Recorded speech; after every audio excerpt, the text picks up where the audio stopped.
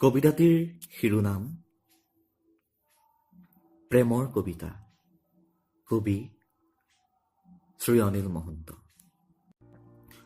বহুত যন্ত্ৰণাৰ শেষত যিদিনা আয়ে মোক ভূমিষ্ঠ কৰিছিল, সেইদিনাই মই প্ৰেমানুভূতিৰ স্পৰ্শ অনুভৱ কৰিছিলোঁ।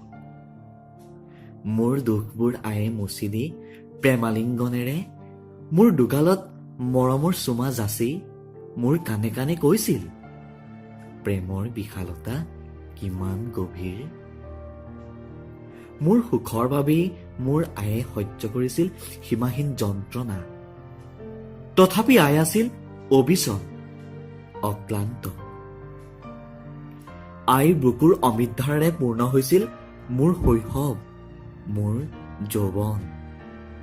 কিন্তু এতিয়া আইৰ স্নেহ ভৰা বুকুৰ প্ৰেম বিচাৰি হাবাথুৰি খাওঁ।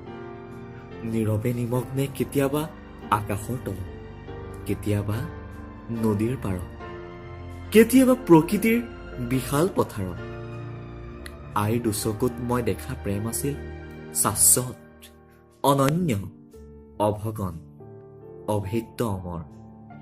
এক মহাশক্তি আৰু বিশ্বাস, দয়া, ক্ষমা, সততা, স্নেহ, ত্যাগ, সহানুভূতি, মান্যতা, সত্যতা, পবিত্ৰতা, আকাংক্ষা, নিৰ্ভীকতা, অপাৰ সীমাহীন আহ্লাদৰ আস্বাদন। প্ৰেম এক সপোন যেন অনুভৱ। প্ৰেম আছে বাবেই জীৱন। মোৰ বাবে মোৰ আয়ে কৰা পৰিশ্ৰমখিনিৰ মাজতে মই অনুভৱ কৰিছিলোঁ প্ৰেমৰ মাহাত্ম্য, সৃষ্টি আৰু কৃষ্টিৰ মহামিলনৰ মহত্ব।